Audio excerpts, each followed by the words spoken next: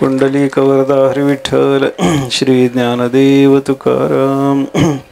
तुझे नामची एक कोणी वेळे जयाची या मुखासी काकाना मिळे तयाची हृदया ते सांडणे पळे भेदुजी साच। भगवान श्रीकृष्ण परमात्म्याच्या समोर अर्जुनाच्या मुखातून ज्ञानेश्वर महाराज भगवंताच्या नामाचा महिमा व्यक्त करतात। अशी ही ओवी आपण सेवेकरता घेतलेली आहे आणि या ओवीच्या आधारानं आपण थोडंसं नामाचं महात्म्य पाहता पाहता नामधारकाचा ठसा ज्याच्यावर उमटलेला आहे अशा महापुरुषाला काय फलसिद्धी प्राप्त होते याच्या संबंधाने विचार करायचा ठरवलेला आहे। कालपासून आपण विचाराला थोडीशी सुरुवात केली। आज आणि उद्या 2 दिवसांमध्ये आपल्याला हा विचार संपवायचा आहे। विचार असा आहे की भगवंताच्या नामाचा महिमा काय, नामधारक वासा ठसा ज्याच्यावर पडलेला आहे अशा महापुरुषाला काय फलसिद्धी प्राप्त होते या संबंधाने विचार करताना आपल्याला फल काय मिळवायचं आहे इथून आपण विचार करायला सुरुवात केली। कारण साधना सांगायची म्हणलं की साधनेच्या संबंधाने 3 प्रकारचा विचार शास्त्राने करायला सांगितलेला आहे। पूर्वमीमांसा शास्त्राचा विचार असा त्या संदर्भात आपल्याला पाहायला सापडतो। एक असते साध्याकांक्षा, दुसरी असते साधनाकांक्षा आणि तिसरी असते इति कर्तव्यताकांक्षा। या 3 पद्धतीने आपल्याला साधनाचा विचार करावा लागतो असं शास्त्र आपल्याला सांगतं बरं का। आपल्याला साधन सांगायचं म्हणलं की पहिल्यांदा या साधनानं काय फल प्राप्त होणार आहे याचा विचार करावा लागतो। ही साध्याकांक्षा, साध्याच्या संबंधातली आकांक्षा। कोणी साधन सांगायला लागला की ते साधन ऐकणाऱ्या मनुष्याच्या अंतःकरणामध्ये अशी आकांक्षा येते याच्याने मिळणार काय। साधन सांगायला लागला तुम्ही, पण हे साधन कशा करता, याचं फल काय, हे केलं म्हणजे आमच्या पदरामध्ये काय पडणार आहे असा विचार पहिल्यांदा येतो, त्याला म्हणतात साध्याकांक्षा। आणि एखादं साध्य सांगितलं हे मिळणार आहे असं सांगितलं की मग हे कशानं मिळणार, असे कोणत्या साधनाने हे प्राप्त होणार आहे अशी जी मनुष्याच्या अंतःकरणाला आकांक्षा निर्माण होते हिला म्हणतात साधनाकांक्षा। आणि हे फल मिळणार आहे या साधनाने मिळणार आहे ह्याच्यातून साध्याकांक्षा ही संपूर्ण झाली, साधनाकांक्षा ही संपूर्ण झाली, तरी माणसाला असं पुन्हा एक प्रश्न निर्माण होतो की हे साधन करायचं कसं, या साधनाचं स्वरूप काय, या साधनाचे अंग उपांग काय, असा जो प्रश्न निर्माण होतो। त्या प्रश्नाच्या उत्तराकरता समाधानाकरता म्हणून जे बोलावं लागतं ते बोलणं म्हणजे इति कर्तव्यताकांक्षा पूर्ण करणं। इति कर्तव्यम, हे असं असं करायचं आहे। साधन कसं करायचं, असं असं करायचं, तुम्ही हे करा याच्याने हे मिळेल, हे मिळेल, हे साध्याकांक्षा पूर्ण करण्याकरता सांगणं झालं। हे करा हे साधनाकांक्षा पूर्ण करण्याकरता सांगणं झालं। आणि हे साधन करत असताना तुम्ही असं असं करा असं सांगितलं तर ते इति कर्तव्यताकांक्षा पूर्ण करण्याकरता सांगणं झालं असं चिंतन आपल्याला पाहायला सापडतं। म्हणजे काय, साधन सांगायचं म्हणलं की पहिल्यांदा साध्याचा विचार असतो।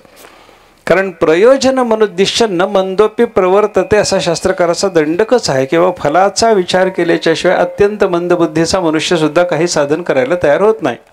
सकाळी उठून आपल्या शेतामध्ये काम करायकरता एखाद्या गड्याला जर आपण बोलावलं तर तो गडीसुद्धा म्हणतो मी मोकळा आहे, रिकाम आहे, आज तुमच्याकडे कामाला येऊ शकतो, पण दिवसभर काम केल्यानंतर संध्याकाळी हातात काय देता बोला, मजुरी काय बोला, जे हातात देणार आहात ते मला परवडणारं असलं तुमच्याकडे कामाला येतो, जर हातात देता ते मला परवडणारं नसेल तर दुसरीकडे जातो, तुमच्याकडे येत नाही, असं त्याचं जे सरळ बोलणं असतं ना। याचा अर्थ काय झाला, काहीही करायला सांगितलं की मनुष्य लगे फलाचा विचार करतो। फळा वाचून कोणत्याही साधनामध्ये कार्यामध्ये प्रवृत्त होण्याची सामान्य मंद बुद्धीच्या माणसाची सुद्धा प्रवृत्ती नसते। हा विचार जर लक्षात घेतला तर आपल्याला नामसंकीर्तन करा, नामसंकीर्तन करा असं संत महात्मे जेव्हा सांगतात तेव्हा त्या नामस्मरणाचं फल काय याचा विचार करावा लागतो। आणि फलाचा विचार करत असताना अवांतर प्रयोजन आणि परम प्रयोजन, मुख्य प्रयोजन असा 2 पद्धतीनं फलाचा विचार आपल्याला वेदांतात सांगितलेला पाहायला सापडतो। एक मुख्य फल असतं, दुसरं एक जाता जाता मिळालेलं फळ असतं। जाता जाता मिळालेलं जे फळ असतं त्याला अवांतर फल म्हणतात आणि जे मुख्य फल असतं त्याला परम प्रयोजन असं शास्त्रामध्ये म्हणलेलं पाहायला सापडतं बरं का। आपण नामस्मरण करा, काय मिळणार, मुख्यतः काय मिळणार, मोक्ष मिळणार। मुख्य नाम हाती मोक्ष ऐसी साक्ष बहुतांची, हरिहरी हरी मंत्र हा शिवाचा म्हणती जेवाच्या तया मोक्ष, ऐकी नाही, हे सगळंच्या सगळं चिंतन काय सांगतं आपल्याला, सायुज्य मोक्ष प्राप्त होतो, देवाशी एकरूपता प्राप्त होते, भगवंताचा साक्षात्कार होतो, हे परम प्रयोजन झालं। याच्या पलीकडं काही फल नाही।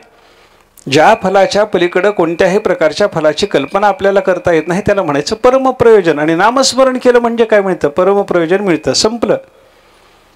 अवांतर काय मिळतं, नामस्मरण करायला तुम्ही सांगता गोष्ट खरी आहे, पण त्या नामस्मरणाच्या व्यवहार अवांतर काही प्राप्ती होणार, अवांतरे बरंच मिळतं। काय काय मिळतं, पापाचा नाश होतो, पुण्याची प्राप्ती होते, अंतःकरणाची शुद्धी होते, त्याच्यानंतर वैराग्य निर्माण होतं, सद्गुरू प्राप्त होतात. हे सगळं नामाचं फल आहे बरं का. सद्गुरू प्राप्त होतात, त्यांच्याकडून उपदेश प्राप्त होतो, त्याने तत्त्वज्ञान होतं, त्याच्यानं जन्म मरणाचं बीज असलेली भ्रांती निघून जाते आणि संपूर्ण आनंदरूप असलेल्या परमात्म्याशी एकरूपता करूनच नाम थांबतं, असं एक विष्णू पुराणातलं स्पष्ट वचन आहे.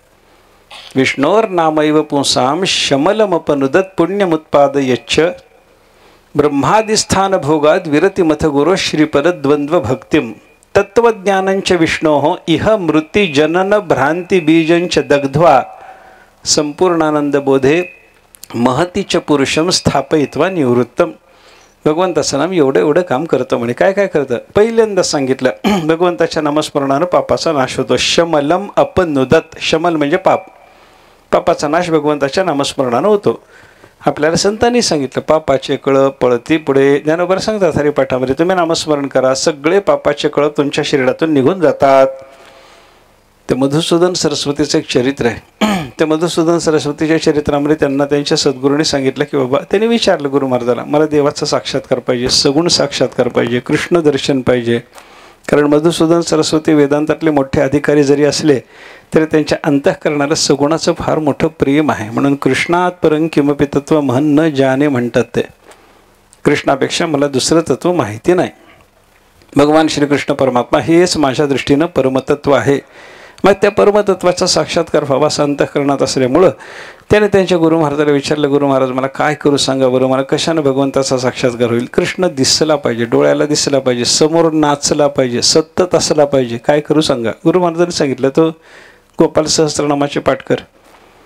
थोडासा विचार केला गुरु महाराजांनी, यांना गोपाल सहस्त्रनामाचे पाठ करायला सांगितले. किती पाठ करू? थोडे कर म्हणे पाठ. किती करू सांगा? 1000 पाठ कर म्हणे. 1000 पाठानं काय होईल? दर्शन होईल म्हणे, तुला कृष्णाचं दर्शन होईल. यांनी 1000 नाही 8 लाख पाठ केले. 8 लाख पाठ करून 1000 पाठात तुला देवाचं दर्शन होणार असं सांगितलेलं असताना 8 लाख पाठ केले, देवाचं दर्शन नाही. मधुसूदन सरस्वती गुरु महाराजाच्या दर्शनाला गेले. गुरु महाराज तुमच्यावर श्रद्धा अजूनही आहे म्हणे, जशी होती तशीच आहे. तुम्ही म्हणता ते खरं होणार आहे, माहीतच आहे म्हणे. 1000 पाठातच मला भगवंताचं दर्शन व्हायला पाहिजे ही गोष्ट खरीच आहे म्हणे, पण आडवं काय आलं माहिती नाही. मी 8 लाख पाठ केले, अजून देवाचं दर्शन झालं नाही. मधुसूदन सरस्वतीच्या गुरूंनी डोळे झाकले, अंतर्दृष्टीनं पाहिलं काय झालं असेल. याला 1000 पाठ करायला सांगितले होते. 1000 पाठात देवाचं दर्शन व्हायला पाहिजे, सगुण रूपानं श्रीकृष्ण परमात्मा याला भेटायला पाहिजे. 1000 पाठ होऊनही का भेटला नसेल? पाहिल्यानंतर कळालं की याचं बरंचसं मागचं कुठलं तरी पूर्वजन्मार्जित पाप होतं आणि ते सगळं पाप निघून जायला वेळ लागतो आहे, हे लक्षात घेतलं त्याने. गुरु महाराजांनी सांगितलं आज बस म्हणले पाठाला. आज तू पाठाला बसलास की तुला काय अडवं आलं तुझं तुला दिसेल, मला सांगायची गरज पडणार नाही. आणि ते दिसलं की मला येऊन भेटायचं, मग पुढं किती पाठ करायचे सांगतो म्हणले तुला. श्रद्धा कशी असते बघा. 1000 पाठात दर्शन होणार म्हणून सांगणारे गुरु 8 लाख पाठ झाल्याच्या नंतर सुद्धा म्हणतात की अजून पुढे किती करायचे सांगतो, ये संध्याकाळी भेटायला, उद्या ये भेटायला. मधुसूदन सरस्वती गेले, घरी जाऊन पाठाला बसले. मुक्कामाचं ठिकाण होतं, तिथं जाऊन त्यांनी पाठाला प्रारंभ केला. पाठ झाले. पाठ झाल्यानंतर संध्याकाळी झोप लागली. थोडीशी झोप लागल्या डोळा लागल्या स्वप्न पडायला सुरुवात झाली. आणि स्वप्नामध्ये त्यांना असं दिसलं की बाबा यांचं नामस्मरण चालू असल्यामुळं यांच्या शरीरातून मोठमोठाले असे पापाचे पर्वतच्या पर्वत, पापाचे पर्वत, कळप नाही पर्वत, 8 पर्वत असे शरीरातून बाहेर पडत असलेले त्यांना दिसले. उठून बसले. 8 लाख पाठ झालेत, 8 पर्वत पापाचे निघून गेलेत.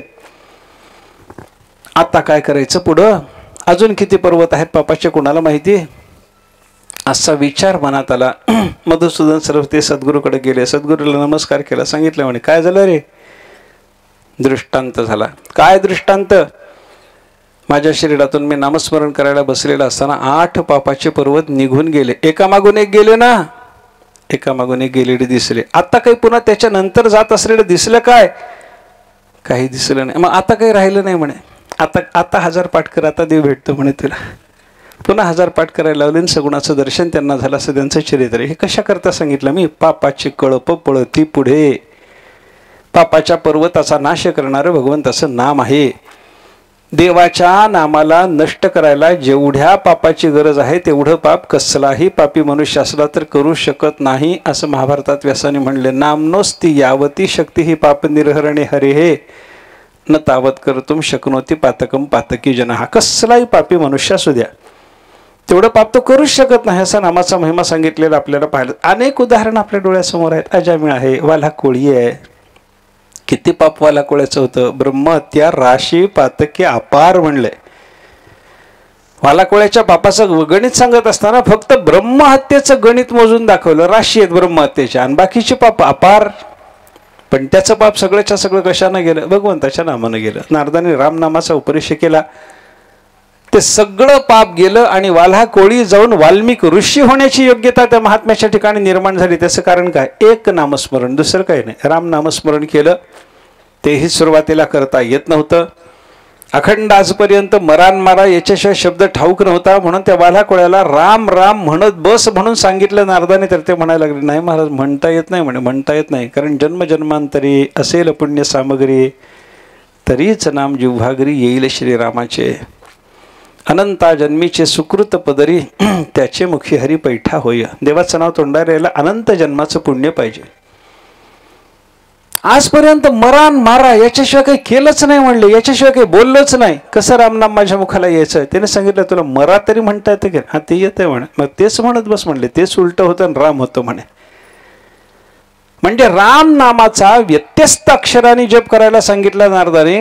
मला कोणी करत बसले आणि पुढं पुढं काय झालं, हळूहळू दोष नाहीसे झाल्याच्या नंतर ते मराचं राम झालं. आणि राम राम मुखाला येण्याच्या योगानं ब्रह्महत्या राशी पातके अपार, ती सगळी पापं नाहीशी झाली आणि वाल्मिकी किंकर वंद्य केलं आहे. कोणी केलं? बोला, नामाने केलं.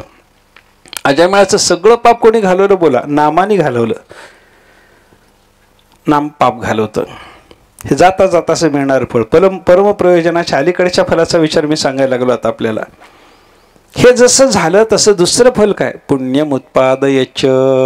नाम पुण्य उत्पन्न करणार असतं. किती पुण्य? पुण्याची गणना कोण करी? ज्ञानोबा सांगतात, हरिमुखे म्हणा, हरिमुखे म्हणा, पुण्याची गणना कोण करी.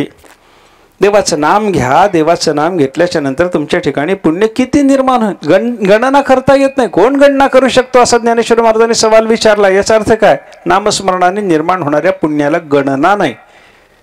अरे केवढं पुण्य असतं. राम म्हणता वाट चाली यज्ञ पाऊला पाऊले. आपण रामाचं नामस्मरण करत जर चालायला लागलो, पावला पावलाला यज्ञाचं पुण्य. किती पावलं चाललात? गणना आहे. आपण किती पावलं चाललो याची गणना मनुष्य करतो का? गणना करत नाही. आणि मग पावला पावलाला यज्ञाचं पुण्य देणारं जर नाम असेल तर त्या नामानं निर्माण होणाऱ्या पुण्याची गणना होऊ शकत नाही. हे जे ज्ञानेश्वर महाराज बोलले यथार्थ आहे अगदी. नामानं पुण्य मिळतं, पुण्य मिळतं. अगणित पुण्य, अपार पुण्य, अमाप पुण्य, कोणालाही मोजता येणार नाही अशा प्रकारच्या पुण्याची प्राप्ती. एक चिंतन आहे विष्णू पुराणात आलेलं. भगवंताचं नाम, त्याचा उच्चार झाल्याच्या नंतर काय फल देईल? नवल नाही. एखाद्या मनुष्याच्या अंतःकरणात देवाच्या नामाच्या उच्चाराची इच्छा झाली, अजून नाव उच्चारलं नाही. आता राम म्हणावं वाटलंय, अजून राम नामाचा उच्चार झाला नाही. त्या मनुष्याला प्राप्त होणाऱ्या फलाचा विचार त्या विष्णू पुराणाने सांगितला. वेपंते दुरितानि मोह महिमा सम्मोह मालुंबते सातर्कम नखरंजनीम कलयते श्रीचित्रगुप्त कृती सानंदम मधुपर्क संभृती विधौ वेधाः करोत्युद्यमं वक्तुम नाम्नि तवेश्वराभिलषिते ब्रूमः किमन्यत् परम. हे ईश्वर, तव नाम्नि वक्तुम अभिलषिते. हे परमेश्वरा, तुझ्या नामाचा उच्चार करण्याची इच्छा झाली तर एवढं फल मिळतं. अन्यत् किं ब्रूमः. देवाच्या नामाचा उच्चार, तुझ्या नावाचा उच्चार झाल्याच्या नंतर जे काही मिळणार आहे ते काय सांगावं? सांगता येत नाही म्हणे. नामाचा उच्चार करायची इच्छा झाली, काय काय होतं? वेपंते दुरितानी. ज्याच्या अंतःकरणात नामाचा उच्चार करण्याची इच्छा झालेली आहे त्या माणसाकडे पाहून त्याच्या शरीरातली पापं थरथर कापायला लागतात. म्हणजे हाता नामाचा उच्चार करेल, मग याचं शरीर सोडावं लागणार. आश्रय कुठं दुसरा? एक घर सोडायचं म्हणल्याच्या नंतर दुसऱ्या घराचा आश्रय करण्याकरता विचार करावा लागतो की नाही? माणसाला भय निर्माण होतं. अचानक एखाद्या मालकानं सांगितलं भाडे करायला घर सोड, आत्ताच्या आत्ता सोड. कसा सोडील? दुसऱ्या आश्रयाची अपेक्षा असते ना. तसं याच्या शरीरात असणारी पाप आश्रयाच्या भयानं याला थरथर कापायला लागतात. हा आता आश्रय देणार नाही, याच्या शरीरात राहता येणार नाही. बरं दुसरीकडे जायचं म्हणलं तर जाऊ देत नाही, जाळून टाकतो. नामस्मरणानं पाप जळून जातात. म्हणून पाप थरथर कापतात म्हणे त्याला. वेपंते दुरितानी मोह महिमा सम्मोह मालंबते. मोह म्हणजे अज्ञान, मोह महिमा म्हणजे अज्ञानाचा विस्तार. त्या सगळ्या अज्ञानाचा विस्तार म्हणजे अज्ञान कार्य. अज्ञान आणि अज्ञान कार्य यांना काय वाटतं? सम्मोह मालंबते. त्यांनाच मोह होतो. याच्या शरीरात राहायचं नाही, आता आपल्याला बाहेर पळायला पाहिजे, बाहेर पळायला पाहिजे असं वाटायला लागतं म्हणे त्यांना. पुढं सातर्कम नखरंजनीम कलयती श्री चित्रगुप्त कृती. श्रेष्ठ असलेला तो चित्रगुप्त नावाचा देव, चित्रगुप्ताच्याकडे आपल्या पापपुण्याचा हिशोब ठेवण्याची जबाबदारी दिलेली असते म्हणे. त्याच्याकडं यमाचा तो यमाच्या अधिकारातला माणूस आहे, देव आहे, माणूस नाही देव आहे. यमधर्माने त्याच्याकडं अधिकार काय दिला? जगातल्या कोणत्याही माणसाच्या पापपुण्याचा हिशोब ठेवायचा. पाप काय पुण्य काय. तिथं यमाच्या दारात गेल्याबरोबर यमधर्म त्याला बोलवतो, याचं खातं काढलं, याचं पुण्य का पाप काय आहे सांग. मग ते सांगितलं की मग त्याला विचारायचं, तुला पुण्य भोगायचं का पाप भोगायचं, त्याला विचारलं जातं. मग त्यानुसार त्याला पुण्य पाप एका मागून एक भोगायला दिलं जातं.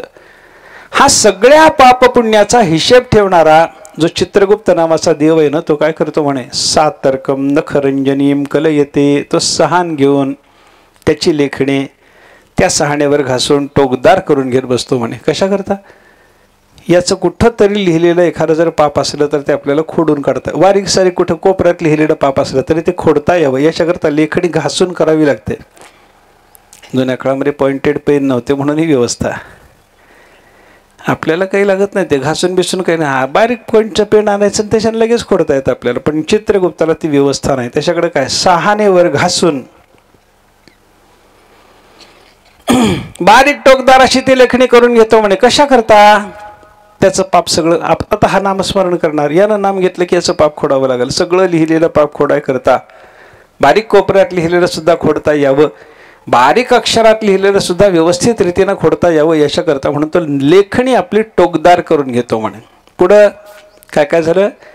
पाप थरथर कापायला लागली. एक, अज्ञान त्याच्या शरीरातून पळून चाललं. दोन, चित्रगुप्त नावाची देवता याच्या पापपुण्याचा हिशेब सगळ्याच्या सगळा लिहिलेला बारीक अक्षरात लिहिलेलाही खोडून काढण्याकरता आपली लेखणी टोकदार करून घ्यायला लागला. तीन, शेवटचं चौथं फल सांगितलं. त्याच्यानंतर तो काय करतो? सातर्कम नखरंजनीम कलयते श्री चित्रगुप्त सानंदम मधुपर्क समृती विधौ वेधा करोती उद्यमम. वेधा हा ब्रह्मदेव काय करतो? ब्रह्मदेव असा विचार करतो म्हणे, याला नामाचा उच्चार करायची इच्छा झाली, हा नामाचा उच्चार करील, याना नामाचा उच्चार केला की भगवान याला वैकुंठाला नेतील. आणि भगवंतानी याला वैकुंठाला न्यायचं ठरवल्याच्या नंतर वैकुंठाला जाता जाता आपल्या सत्य लोकावरून जर याचं विमान चाललं तर याला थोडं आपल्याला थांबा म्हणावं लागेल. हा विश्रांतीला आपल्याकडं थांबेल. मग हा विश्रांतीला थांबल्याच्या नंतर याची आपल्याला मधुपर्क पाद्य देऊन पूजा करायची आहे. आणि त्याच्याकरता सगळी सामग्री तिची जुळवाजुळव करायला ब्रह्मदेव गुंतो म्हणे.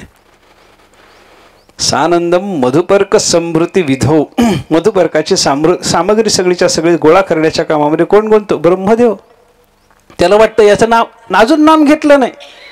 नाम घेतल्याच्या नंतर याला भगवान वैकुंठाला नेणार. नेता नेता इथं सत्य लोकांमध्ये माझ्याकडे थोडा वेळ जर भगवान याला घेऊन थांबले तर याची पूजा करावी लागेल, पाद्यपूजा करावी लागेल, याला मधुपर्क द्यावा लागेल, याचा सन्मान करावा लागेल. म्हणून त्या सन्मानाकरता जी काही पूजा सामग्री जुळवावी लागते. ब्रह्मदेवाला घाई, यानं उच्चार केला की जाईल लगे. जाता जाता पूजा झाली नाही, आपला अपराध होईल. हा अपराध होऊ नये याच्याकरता यानं नाम घ्यायच्या आधी आपण पूजेची तयारी करून ठेवा, असा ब्रह्मदेवाचा विचार निर्माण होतो म्हणे. एवढी चार चार फुलं कधी? वक्तुम नाम नितवेश्वर अभिलषिते. नामाच्या उच्चाराची अभिलाषा झाल्याच्या नंतर एवढं फल जर प्राप्त होत असेल तर नामाचा उच्चार केल्यावर काय मिळत असेल विचार करा. याला हे कशाकरता बोललो मी? नामस्मरणाच्या योगाने एवढं पुण्य निर्माण होतं. सगळ्या अज्ञानाचा निराश व्हावा, शुद्ध पुण्य. भगवंताचा साक्षात्कार व्हावा, शुद्ध पुण्य. ब्रह्मदेवाना सुद्धा पूजना करता म्हणून तयारी करावी, शुद्ध पुण्य. म्हणजे भगवंताच्या नामस्मरणाने पुण्य प्राप्त होतं हे आपल्याला लक्षात घ्यायचं. काय काय मिळतं? पहिल्यांदा सांगितलं आपण, पापाचा नाश होतो. देवाचं नाव शमलमपनुदत. दुसरं काय? पुण्यम उत्पादयच्च. पुढं ब्रह्मादिस्थान भोगात विरतिम. आपल्या अंतःकरणामध्ये ब्रह्मादिक पदाच्या योगानं आपल्याला प्राप्त होणारं जे सुख आहे त्या सगळ्या सुखाच्या बद्दल अंतःकरणामध्ये वैराग्य निर्माण करण्याचं काम कोण करतं? नामच करतं. आपले ज्ञानेश्वर महाराज, तुकाराम महाराजांसारख्या संत महात्म्यांचं वैराग्य बघा. कशानं हे वैराग्य? त्यांना ब्रह्मदेवाच्या पदाचा मोह आहे.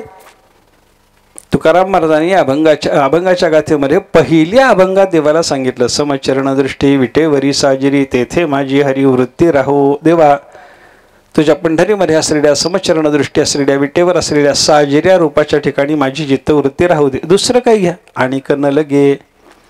इथलं नको असेल तर ब्रह्मदेवाचं पद देतो घे. ब्रह्मादिक बरे दुःखाची शिराणी नको म्हणतात महाराज. ब्रह्मदेवाचं इहलोकापासून ब्रह्मदेवाच्या पदापर्यंतच्या सगळ्या पदात प्राप्त होणारे जे भोग आहेत नको म्हणाले महाराज. कशामुळे म्हणाले? नाम वैराग्य निर्माण करतं ना. ब्रह्मादिस्थान भोगाद्विरतिम. ब्रह्मादिकाच्या पदाच्या संबंधानं मनुष्याच्या अंतःकरणामध्ये वैराग्य निर्माण करण्याचं काम सुद्धा भगवंताचं नामच करतं असा विचार आहे. बरं, पुढं वैराग्य झाल्यावर तेवढ्यावर काम भागत नाही. मनुष्याला वैराग्य झाल्याच्या नंतर पुढं ज्ञानाच्या साठी सद्गुरू प्राप्त झाले पाहिजेत. हे सद्गुरू भेटवून देण्याचं काम तरी कोण करतं? श्री गुरोः पदद्वंद्व भक्तिम. गुरुचा साक्षात्कार, गुरुचं दर्शन, गुरुची भेट, गुरुची सेवा हे कोण घडवतं? नामच घडवतं म्हणे. उदाहरण सांगायचं झालं तर नामदेवरायाचं उदाहरण आपल्याला याच्याकरता देता येतं. नामदेवरायाला सगुणाचा साक्षात्कार झाल्याच्या नंतर सुद्धा निर्गुणाच्या साक्षात्काराकरता सर्वत्र व्यापक असलेल्या परमात्म्याच्या दर्शनाकरता म्हणून जो प्रयत्न करावा लागला त्याच्याशिवाय नामदेवरायाला पूर्णता नव्हती. त्यांना कच्चेपणा सांगितला गेला. तो कच्चेपणा घालवण्याकरता म्हणून नामदेवरायाला गुरुची प्राप्ती करून दिली. कोणी करून दिली सांगा ना? या नामानंच करून दिली. अखंड त्यांच्या मुखामध्ये असलेलं नाम त्यांना सगुणाचा साक्षात्कार घडवून होतं. नामस्मरणाच्या योगानं सगुणाचं दर्शन त्यांना झालेलं होतं. सगुण परमात्म्याशी त्यांचा व्यवहार होता. सगुण परमात्मा त्यांच्या हातचा नैवेद्य घेत होता. पण एवढं मोठं फल प्राप्त झालेलं असताना सुद्धा गोरोबा काकाने त्यांना कच्चं गाडगं ठरवलंच ना शेवटे. मग तो कच्चेपणा जावा, पक्केपणा यावा, याच्याकरता सर्वत्र व्यापक असलेल्या परमात्म्याचं दर्शन झालं पाहिजे. कारण तत्वज्ञानामध्ये दोन दर्शनं महत्वाची सांगितलेत पहा. मी ब्रह्म कळावं, तसं सगळं ब्रह्म कळावं. अहम ब्रह्मास्मी आणि सर्वम खल्विदम ब्रह्म, दोन्ही वाक्य आहेत वेदांताची. मी ब्रह्म आहे हेही कळालं पाहिजे आणि सर्वम खल्विदम ब्रह्म हेही कळालं पाहिजे. ते कधी कळतं? जगद्गुरु शंकराचार्य सांगतात, पहिल्यांदा मी ब्रह्म कळतं आणि मग सगळं ब्रह्म कळतं. आदौ ब्रह्माहमस्मी इति अनुभवोदिते खल्विदम ब्रह्म पश्चात. मी ब्रह्म आहे हे अगोदर कळाल्याच्या नंतर त्याच्यानंतर त्याच्या मागावून हे सगळं ब्रह्म आहे कळतं. मी जसा ब्रह्म तसं हे सगळं ब्रह्म. मी जसा कुटस्थ रूपानं ब्रह्म तसं या सगळ्या जगताच्या ठिकाणी असणाऱ्या नामरूपात्मक उपाधीचा निराश केल्याच्या नंतर हे सगळं जगत सुद्धा ब्रह्म. पण हे कळण्याकरता काय व्हावं लागतं? अगोदर गुरुची संगती पाहिजे. मग त्याच्याकरता नामदेवरायला सर्वत्र परमात्मा दर्शन नव्हतं म्हणून कोरोबा काकांनी कच्चं गाडगं ठरवलं. रडत आले नामदेवराय देवाकडं. देवा, मला संतांनी कच्चं गाडगं ठरवलं, तुमच्या काय करू बोला. देवाने सांगितलं कच्चाच आहेस म्हणे. अरे मी तुमच्याशी खेळतो, वागतो, बोलतो, माझ्या हातचा नैवेद्य घेता. मी रुसून जर निघून चाललो तर माझ्या पाया पडून मला गावात परत घेऊन येता. नामदेव एकदा रुसून चालले होते पंढरपूर सोडून. नकोच म्हणे, तुझी संगतीच नको, ताप नको म्हणे. निघाले नामदेवराय. निघाल्याबरोबर देवाला वाईट वाटलं. देव विटेवरून उतरून नामदेवराच्या पाठीमागं पळून त्यांना, नाही नामा, तसं करू नको, तसं करू नको, तू राहा, तुझ्याशिवाय नाही, तुझ्याशिवाय मला विश्रांती नाही, तुम्हा विण विश्रांती नाही कोठे. जे मज आवडे ते तुमचे घरी म्हणून याद्वारी तिष्ठत असे. विठोबा म्हणे नाम्या नवी संबे मज हेच वर्म तुझं सांगितले. असं म्हणत म्हणत देवाने जाऊन ओढून आणलं नामदेवरायला परत. या योग्यतेचे नामदेवराय. पण गोरोबा काका म्हणतात कच्चं रे बाबा हे गाडगं, आता काय करा. देवाला विचारला नामदेवरायने, मी कच्चा? हो. तुझा माझा व्यवहार असताना मी कच्चा? हो. तुला मूर्तीतच देव दिसतो म्हणे. जब आकार एक पुढा देखते तव देव येणे भावे भजते. तोची विघडली टाकीती नाही म्हणून.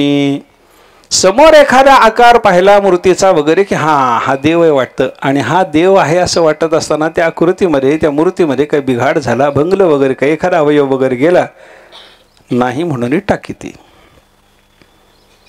सर्वत्र परमात्मा यांना दिसलेला नाही. भागवतामध्ये 11व्या स्कंदामध्ये सुरुवातीलाच ते येताना भक्ताचे 3 प्रकार आहेत. प्राकृत भक्त, मध्यम भक्त, उत्तम भक्त. प्राकृत भक्त कोणाला म्हणतात? अर्चायामेव हरये पूजाम यश्रद्धये हते न तद्भक्तेषु चान्येषु सभक्त प्राकृत स्मृतः. प्राकृत भक्त कोणाला म्हणतात? अर्च अशी जी देवाची मूर्ती आहे, पूजेकरता घेतलेली देवाची मूर्ती, तिथंच देव पाहतो. न तद्भक्तेषु, त्या देवाच्या भक्तातही देव बघत नाही आणि बाकीच्या जगात तर त्याला बघता येतच नाही. असा जो भक्त असेल त्याला म्हणायचं प्राकृत भक्त. मध्यम भक्त कोण असतो? ईश्वरे तदधीनेषु बालिशेषु द्विषत्सु च प्रेम मैत्री कृपोपेक्षा यः करोति स मध्यमः.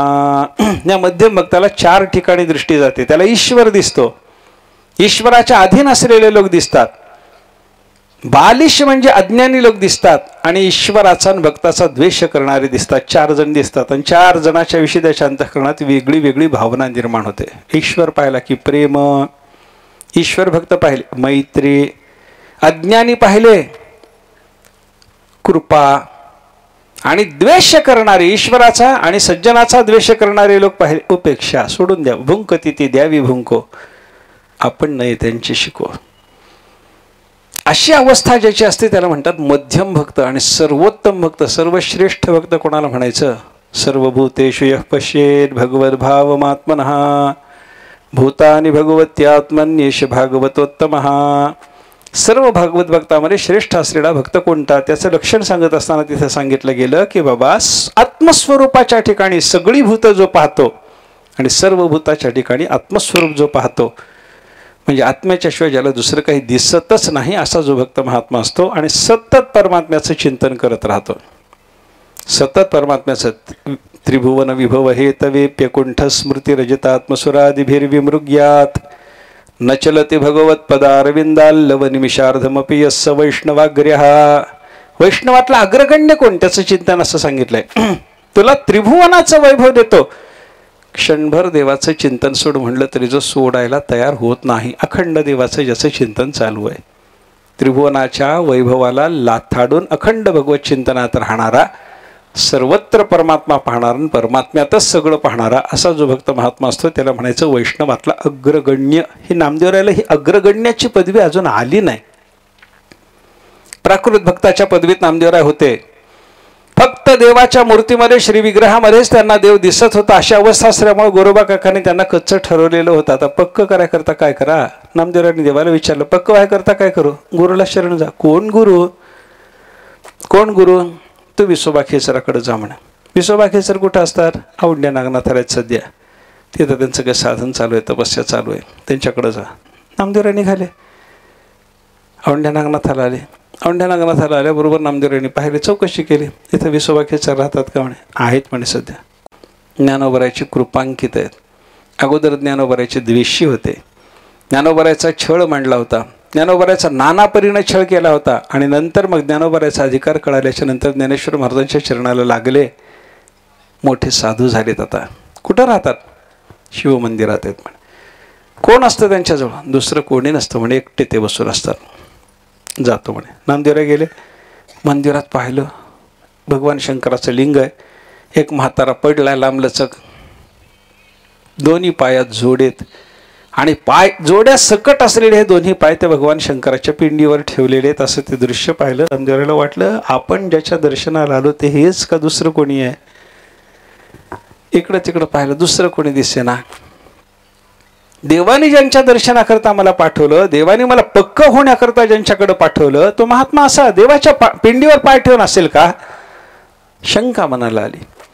इकडे तिकडे पाहिलं, कोणी दिसलं नाही. म्हणून विचारलं, इथे विसोबा खेचर राहतात म्हणून ऐकलं होतं, आहेत का इथं ते? विसोबा खेचरांनी मला ऐकू येत नाही बाळा, अजून एकदा बोल. कोणाची चौकशी करतोस? विसोबा खेचर. मीच आहे म्हणे बाळा. नामदेवराय म्हणाले, तुम्ही? होय. देवाने मला तुमच्या दर्शनाला पाठवले? होय. मी तुमच्या दर्शनानं पक्क गाडगं होणार? होय. काय चाललंय म्हणे, पाय जोड्या सकट आहे, महादेवाच्या पिंडीवर ठेवून पडलात, असं कसं म्हणे बाबा? थोडं बाजूला तरी ठेवा पाय.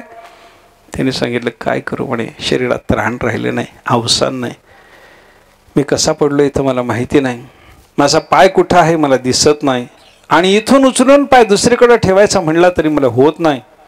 तूच थोडंसं पाय बाजूला ठेवायचा प्रयत्न कर बरं.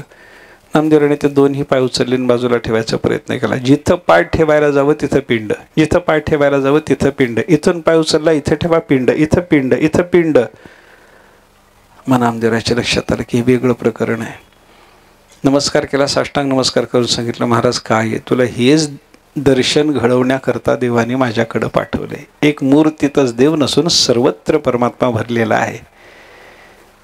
मी जिथं पाय ठेवला तिथं तुला पिंड दिसायला लागली. याचा अर्थ काय आहे? सर्वत्र परमात्मा आहे. रिता ठाव नाही उरला असं ज्या संतांनी वर्णन केलेलं की नाही, तशी अवस्था तुला प्राप्त करून देण्याकरता, म्हणूनच ते दर्शन तुला प्राप्त करून देण्याकरता माझ्याकडे देवानं पाठवलेलं असल्यामुळे ही लीला रचली. असं नामदेवराने ऐकल्याबरोबर नामदेवराय म्हणायला लागले, माझ्यावर कृपा करा. सर्वत्र व्यापक असलेला परमात्मा मला कळाला पाहिजे. मग सर्वम खर्विदम ब्रह्म या महावाक्याचा उपदेश करत करत नामदेवरायला सगळं तत्वज्ञान त्यांनी समजावून सांगितलं. नामदेवराय ब्रह्मबोध संपन्न झाले, व्यापक परमात्मा कळाला, पक्क गाडगं झाले. आणि त्याच्यानंतर नामदेवराय पंढरपूरला आले. कार्तिकीची वारी होती. वारीच्या वेळेला कार्तिकी वारीत वाळवंटात सगळ्या भक्तजनाचा मुक्काम असतो. नामदेवराय एकादशीचं व्रत झाल्याच्या नंतर द्वादशीच्या दिवशी, त्या दिवशी शिधा कोणीतरी आणून दिला म्हणून देवाला समर्पण करण्याकरता पुरणाच्या पोळ्या करून नामदेवराय बसले होते. एवढ्यात कुत्र्याच्या रूपानं देवाले नामदेवरायची पोळी घेऊन पळायला लागले. आणि पळताना देवाच्या पाठीमागं नामदेवराय तुपाची वाटी घेऊन पाठीमागे लागले. हाती घेऊन तुपाची वाटी, नामा लागे श्वाना पाठी. कुत्र्याच्या पाठी लागल्याबरोबर त्या कुत्र्याला म्हणायला लागले, देवा कोरडी पोळी खाऊ नको म्हणे, पोट दुखेल तुझं, तूप घेऊन आलो, हे तूप घ्या. मग देव हसले म्हणायला लागले, मी कुत्र्याच्या रूपानं आलो असताना तर कसा ओळखला तू मला? सर्वाभूती परमात्मा आहे हे मला विसोबा खेचराने सांगितलेलं आहे. कशाकरता बोललो हे? या विसोबा खेचरापर्यंत पोहोचवण्याचं काम नामदेवरायच्या करता कोणी केलं? नामाने केलं.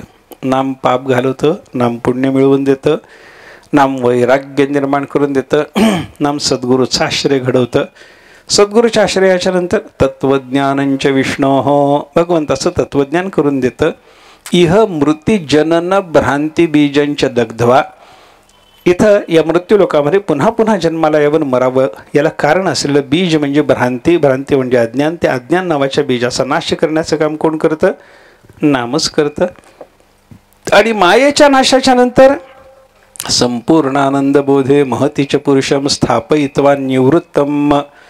संपूर्ण आनंदरूप असलेला, बोधरूप असलेला, सर्व व्यापक असलेला परमात्मा त्या परमात्मा स्वरूपात आपल्याला स्थिर करून मग नाम शांत होता. असा नामाचा परिणाम सांगितला. मी कशाकरता बोललो हे? नामापासून प्राप्त होणाऱ्या फलाचा दोन पद्धतीचा विचार, परमप्रयोजन, अवांतर प्रयोजन. परमप्रयोजन म्हणजे मोक्ष, तोही नामाने प्राप्त होतो. देवाचा साक्षात्कार तोही नामाने प्राप्त होतो. पापाचा नाश, पुण्याची प्राप्ती, वैराग्याची प्राप्ती, गुरुचा आश्रय, श्रवण मनन, हे सगळं जे फल आपल्याला नामाच्या योगाने प्राप्त झालेलं उदाहरणाने आत्ता आपण पाहिलं. हे सगळं कशाने मिळालं? बोला. केवळ भगवंताच्या नामस्मरणाचं हे फल असतं. अशा पद्धतीचा विचार आपल्याला करता येतो. नामाची किंमत फार मोठी आहे. नाम ब्रह्मरूप आहे. नाम आणि नामी असलेला परमात्मा यांच्यामध्ये संप्रदायात कोणत्याही प्रकारचा बदल नाही, भेद नाही, अशाच पद्धतीचे वर्णन आपल्याला पाहायला सापडतात बरं का. मी थोडंसं चिंतन त्या संदर्भात असं करतो. पहा, परमात्मा आणि परमात्म्याचं नाम दोन्ही एकरूप आहे. नामाची ब्रह्मरूपता कशाच्या आधाराने विचारात घेऊ शकता? नाम ब्रह्मरूप आहे नाही म्हणतात माणसं. वेदांताचा विचार करणाऱ्या माणसाला विचारा, नाम रूप म्हणलं की मायेचा अंश म्हणतात. नामरूप म्हणलं की मायेचा अंश. अस्ति भाती प्रियम रूपम नाम चेत्यंश पंचकम आद्यत्रयम ब्रह्मरूपम मायारूपम तत्वद्वयम. अस्ति भाती प्रिय नामरूप 5 अंशाने युक्त असलेला जगातला कोणताही पदार्थ असतो. अस्तित्व, विद्यमानता, पदार्थाला सत्ता आहे. अस्तित्व हे आता काहीतरी माझ्या हातात आहे, हे भासायला लागलं, हे कळायला लागलं, भातित्व आलं. हे मला आवडतं, प्रियत्व आलं. अस्तित्व, भातित्व, प्रियत्व म्हणजे सच्चिदानंद हे अंश झाले. आणि त्याच्यानंतर ह्याला नाव आहे आणि रूपही आहे. हे नाम आणि रूप हे कोणाचे अंश? माया रूपम तत्वद्वयम. पहिले 3 अंश परब्रह्माचे आणि दुसरे 2 मायेचे म्हणतात. मग नाम रूप जर मायेचे अंश असतील तर भगवंताच्या नामाला तुम्ही ब्रह्मरूप कसं म्हणता? असं कोणी जर वेदांताने आपल्याला विचारलं तर त्याला उत्तर देताना संत महात्मे सांगतात, शास्त्र प्रमाण बघा, युक्तीनं थोडासा विचार करा, नामाची आणि परब्रह्माची केलेली, साधू पुरुषानं केलेली वर्णनं बघा, आणि थोडासा व्युत्पत्तीशास्त्राचाही विचार करा, तुम्हाला नाम आणि परमात्मा दोघं एक रूप असल्याचं कळायला लागेल. म्हणे कसं आहे, पहिल्यांदा विचार सांगितला, शास्त्र प्रमाण सांगतं की नाम ब्रह्मरूप आहे. नाम ब्रह्मेत्युपासित, उपनिषदाचा विचार येतो, नामाची ब्रह्मभावानं उपासना करा. ओम इति एकाक्षरम ब्रह्म, ओम हे देवाचं नाव आहे आणि ओम म्हणजे साक्षात परब्रह्म आहे. हे दोन्ही वर्णन बघा. ओंकाराला ब्रह्मरूपता सांगितलेली बघा. ओम एकाक्षर ब्रह्म आहे ह्या नामाच्या बद्दलचा विचार बघा. नाम ब्रह्मेती उपासित हे चिंतन बघा. नाम ब्रह्मेती व्यजानात हे चिंतन बघा. तुका म्हणे नाम चैतन्य हे निजधाम, अशा पद्धतीची संतांची वचनं बघा. या शास्त्र प्रमाणाच्या आधाराने आपल्याला काय म्हणता येतं, देवाचं नाव ब्रह्मरूप आहे. दुसरा युक्तीचा विचार थोडासा. युक्ती कशी करावी, देवाच्या नामाचा आणि देवाचा अभेद आहे हे सिद्ध करण्याकरता ही युक्ती. मी माझ्या बुद्धीने एक युक्ती सांगण्याचा प्रयत्न करतो. काय झालं, भगवान श्रीकृष्ण परमात्म्याचा अवतार व्हायचा. अवताराच्या अगोदर सगळ्या जगात दुष्टांनी सगळे जग पादाक्रांत केलेलं. पापी ज्या भक्त दैत्य ते मातरे, धरणीसी झाले ओझे त्यांचे, दिधलासे त्रास ऋषीमुनी सर्वा. न पूजिती देवा कोणी एक, राहिले यज्ञ मोडिले कीर्तन, पळाले ब्राह्मण दैत्या भिणे, अशी सगळी जगाची धर्माच्या दृष्टीनं दुर्दशा झाली. त्यावेळेला गायीच्या रूपानं ही पृथ्वी ब्रह्मदेवाकडे गेली. माझ्या रक्षणाकरता योजना करा म्हणायला लागले. ब्रह्मदेवाने काय केलं, गायीच्या रूपातली पृथ्वी, भगवान शंकर, बाकीच्या देवदेवता सगळ्यांना घेऊन भगवान ब्रह्मदेव क्षीरसागराच्या तीरावर गेले. आणि क्षीरसागराच्या तीरावर गेल्यावर त्यांनी देवाचं स्तवन केलं. पुरुषम पुरुष सूक्तेनं उपतस्थे समाहित, हा भागवतातलं चिंतन आहे. नामदेवरायाने ती स्तुती सांगितली आहे ना, देवाची स्तुती ब्रह्मदेव जे करायला लागले, ती स्तुती सांगत असताना नामदेवरायाच्या त्या अभंगात आलेला पहिला चरण माझ्या कामाचा आहे. देवाला काय बोलायला लागले, वासुदेवा ऋषिकेशा माधवा मधुसूदना करिता ती स्तवना पुरुष सूक्ते. देवाचं स्तवन कसं केलं, पुरुष सूक्ताने केलं आणि वासुदेवा ऋषिकेशा माधवा मधुसूदना अशा नाममंत्रानेही केलं. ज्या नाममंत्राने देवाची स्तुती केली त्याच्यातलं पहिलं नाव कोणतं, वासुदेवा. वासुदेव म्हणजे वसुदेवाचा मुलगा, त्याला वासुदेव. अरे वासुदेव झालाय का तो, वासुदेव व्हावा याच्याकरता प्रार्थना करता आलेले हे सगळेच्या सगळे देव. पण ब्रह्मदेव काय म्हणायला लागले, वासुदेवा म्हणतात त्याला पहिल्यांदा. असं कसं करता आलं, वसनाद वासुदेव हा सर्व भूतात राहतो म्हणून त्याला वासुदेव. निर्गुणाकडे अर्थ नेऊ नका, सगुणाकडे अर्थ घेऊन बोला. कारण वासुदेवा ऋषिकेशा माधवा मधुसूदना हे पुढची सगळीच्या सगळी नावं जर सगुणाकडे लागत असतील तर वासुदेवा एक नाव निर्गुणाच्या दृष्टीने लावून चालत नाही. म्हणून मग वासुदेव शब्दाचा अर्थ सगुणाच्या दृष्टीने कोण, वसुदेवस्य अपत्यं पुमान् वासुदेव, हा वसुदेवाचा मुलगा, त्याचं नाव वासुदेव. मग वासुदेव तर झाला नाही आणि पहिल्यांदा वर्णन करताना त्याला वासुदेव कसं म्हणलं, त्याचं कारणच हे आहे की नाम नामीचा अभेद आहे. तो माग कधीतरी वासुदेव झालेला, त्याच्या ठिकाणी ते वासुदेव हे नाम होतं आणि ते वासुदेव नाव त्याच्या ठिकाणी अभिन्नत्वानं असल्यामुळं तो परमात्मा वासुदेव व्हायच्या आधीसुद्धा त्याला वासुदेव म्हणून गौरविता येतं, त्याचं स्तवन करता येतं. नामनामीचा अभेद आहे. अशा युक्तीनं आपल्याला नामनामीचा अभेद पाहता येतो. नाम ब्रह्मेती व्यजानात, नाम ब्रह्मेती उपासित, अशा वचनाच्या आधारानं शास्त्र प्रमाणाच्या आधारानं आपल्याला नामनामीचा अभेद सांगता येतो. दुसरं अजून तिसरं एक चिंतन आपल्याला असं करता येतं, नाम आणि परमात्मा या दोघांच्या संदर्भात शास्त्रकारांनी किंवा संत महात्म्यांनी केलेली जी वर्णन आहेत ना ती एकसारखी आहेत. बघा देव कसा आहे, देवाचं वर्णन करत असताना सगळ्या संत महात्म्यांनी शास्त्रकारांनी सांगितलं की देव अविनाशी आहे, देवाचा नाश नाही. अविनाशी वा अरे अयमात्मा अनुच्छित्य धर्मा, अविनाशित तद्विधी येन सर्वमिदं ततम. ज्या परमात्म्याने हे सगळं विश्व व्यापलेलं आहे तो परमात्मा अविनाशी आहे, अनुच्छित्य धर्मा, त्याचा उच्छेद कधी होत नाही. असं देवाचं वर्णन उपनिषदाने जर केलेलं आपल्याला पाहिलं. देवाच्या नावाचं तसंच वर्णन आहे. हो, अवघाची आकार ग्रासियला काळे एकते निराळे, हरीचे नाम अंडज रजस्वेदज उद्भिज आटे, हरिनाम न आटे ते बरवे. देवाचं नाव आटत नाही, देवही आटत नाही, देवाचं नावही आटत नाही. म्हणजे काय झालं, अभेद आहे. वर्णन समान आलं ना. देवाच्या नामाच्या देवाच्या संबंधानं असलेलं वर्णन सगळं देवाच्या नामाला लागायला लागलं. कितीतरी प्रमाण देवाचं जसं सत्य म्हणून वर्णन केलं, सत्य तू विठ्ठला, आहे की नाही. देवाचं नाम सत्य, साच, खरे, नाम विठोबाचे बरे. सत्य तो म्हणणं काय आणि सत्य साच खरे म्हणणं काय एकच आहे.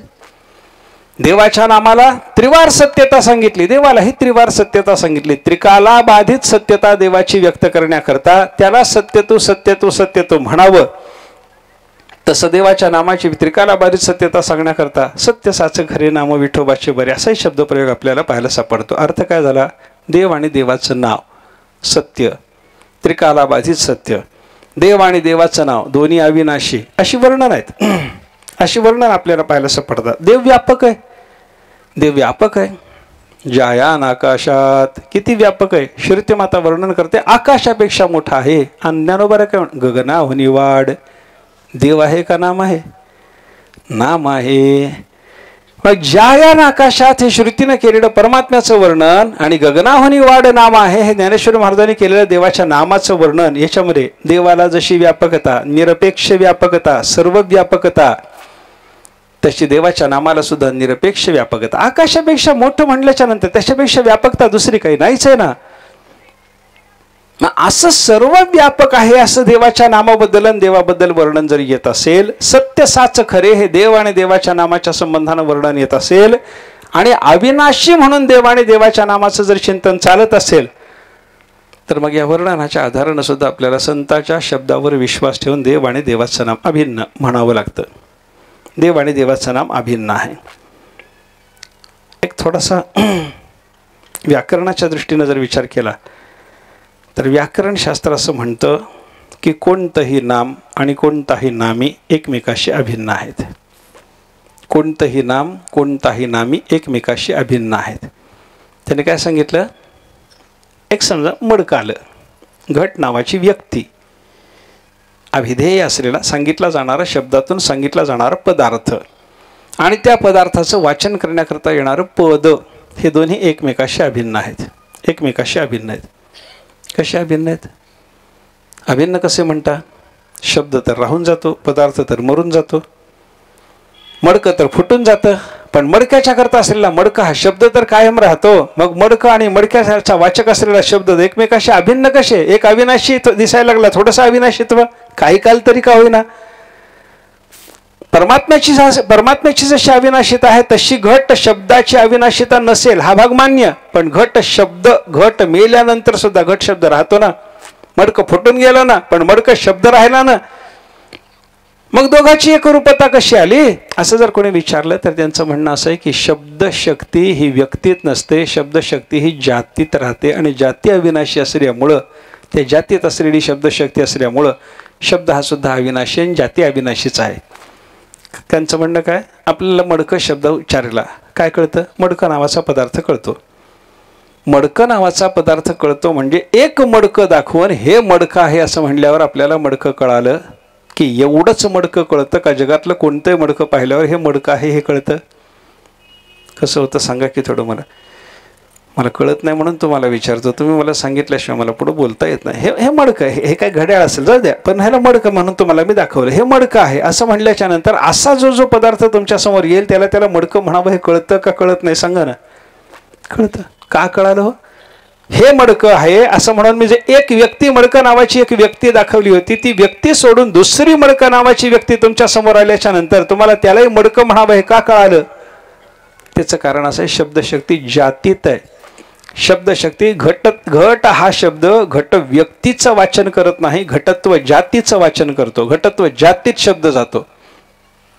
आणि जाती म्हणली की सगळ्याच्या सगळ्या जगामध्ये असलेल्या भूतकालीन, भविष्यकालीन, वर्तमानकालीन सर्व घटाच्या ठिकाणी घटत्व जाती एकच आहे. एकम नित्यम अनेकानुगतम सामान्यम जाती, हे जातीचं लक्षण आहे. जी एक असते, जी नित्य असते, जी अनेकात अनुगत असते, अशी जी एक सामान्य असते त्याला जाती म्हणतात. हा जातीचा जर विचारशास्त्रानं आपल्याला सांगितलं असेल तर घट शब्द घटत्व जातीत पर्यवसित होत असल्यामुळं घटत्व जाती आणि घट शब्द यांचा जो संबंध आहे, अभिधेय कोण आहे, सांगायचा पदार्थ कोणता आहे, घटत्व, आणि सांगणारा कोण आहे, घट शब्द, दोघांचा नित्य संबंध आहे. अन्योन्य संबंध नित्य आहे. नामनामीमध्ये अभेद आहे. नामनामीत अभेद कसा आला? घट व्यक्ती जातीरूप असली तरी व्यक्ती वेगळीच व्हायला लागली आणि पद वेगळंच व्हायला लागलं तरी तुम्ही असं कसं म्हणता, त्याला व्याकरण आणि चिंतन सांगितलं. व्याकरणामध्ये सुद्धा विवर्तवाद आहे. व्याकरण सुद्धा विवर्तवादी आहे. व्याकरणाने विवर्ताला सोडून दुसरा सिद्धांत सांगितला नाही. हां, म्हणून एक व्याकरणाच्या संबंधानं नेहमी शिकवलं जाणार एक वचन आहे, उपसर्गेन धात्वर्थो बलादन्यत्र नीयते प्रहार आहार संहार विहार परिहारवत. हे भांडारकराच्या पुस्तकामध्ये वचन येतं. त्याच्यात शिकवलं जातं असं की बाबा कोणत्याही धातूला लागलेला जो उपसर्ग असतो तो उपसर्ग धातूचा अर्थ फिरवतो, बलात अन्यत्र नीयते, दुसरीकडे घेऊन जातो.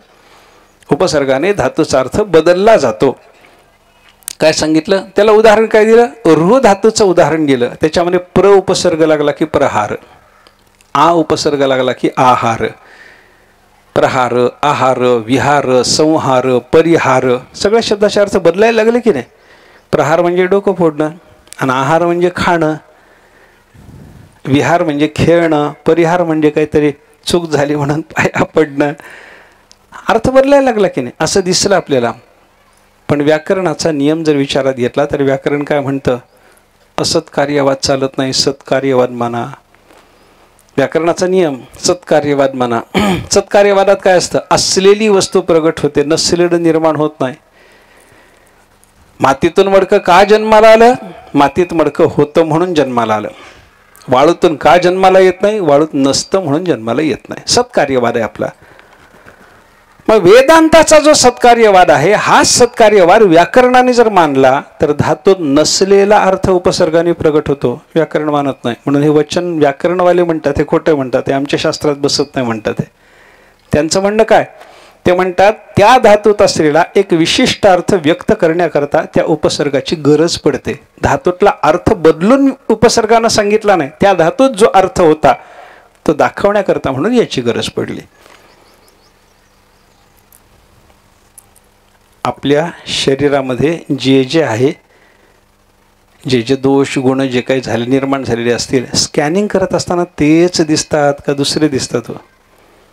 आपल्या या डोळ्याला दिसतात का डॉक्टरला ते स्कॅन केल्याच्या नंतर दिसतात.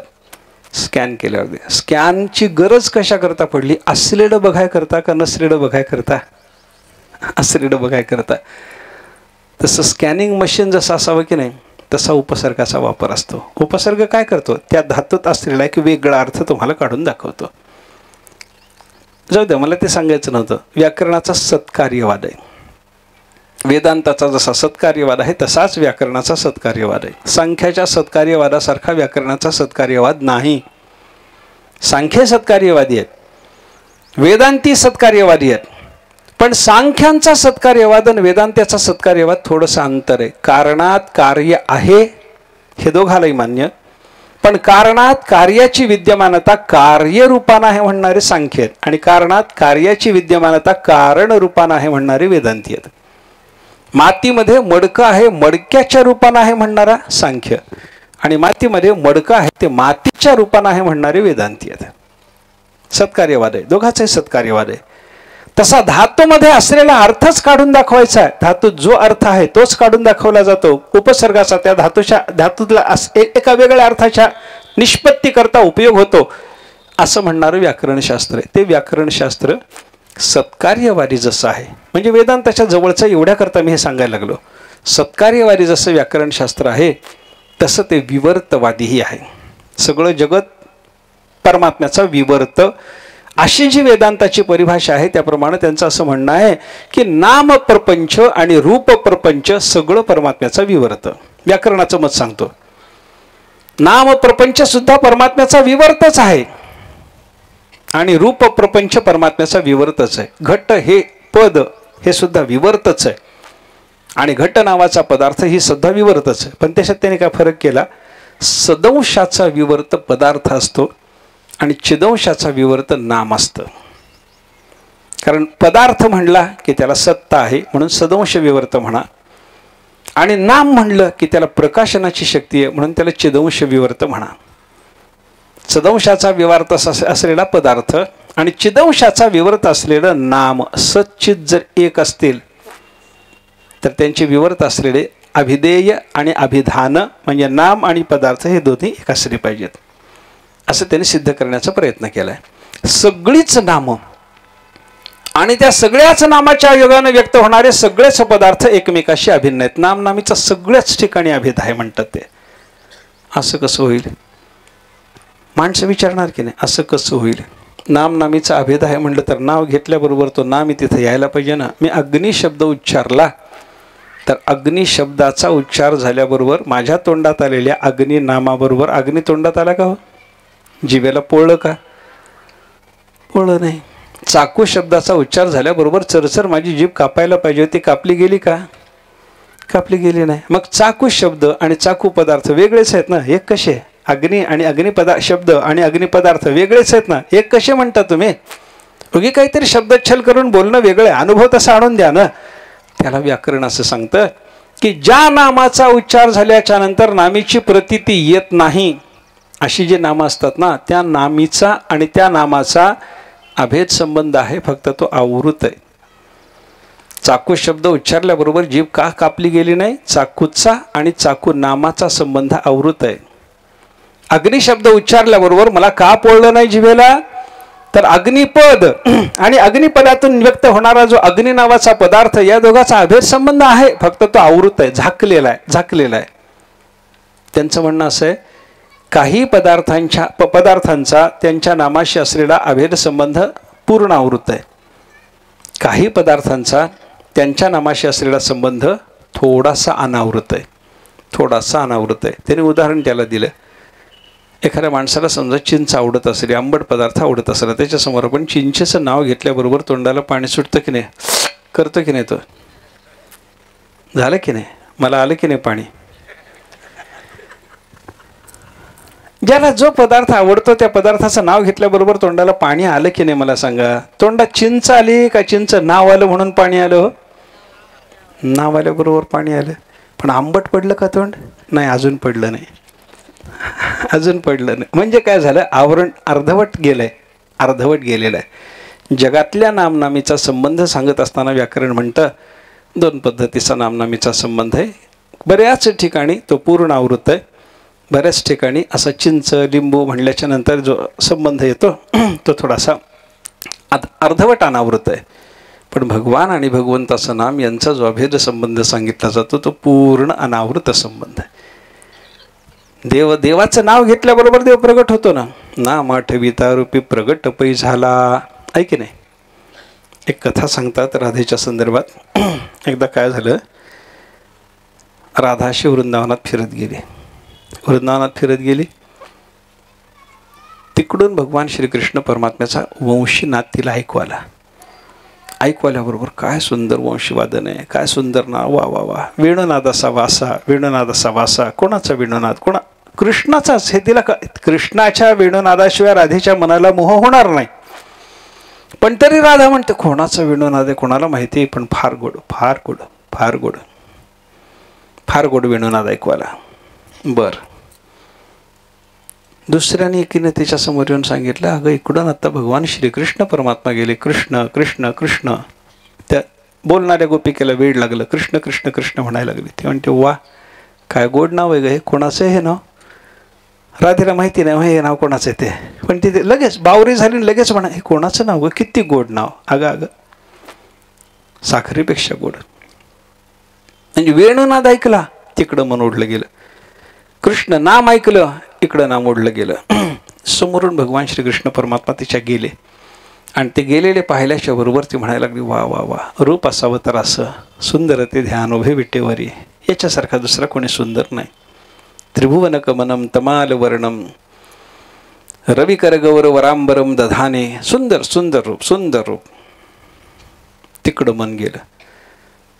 थोड्या वेळानं राधा मैत्रिणीच्या जवळ बसली, रडायला लागल्याबरोबर मैत्रिणीनं तिला विचारलं, काय झालं राधे, रडतेस कशाला? काही नाही म्हणे, या जीवनाला काही अर्थ नाही. अगं स्त्रीनं एकाला समर्पित असावं, एका पुरुषाच्याकडं तिचं मन आकर्षित व्हावं.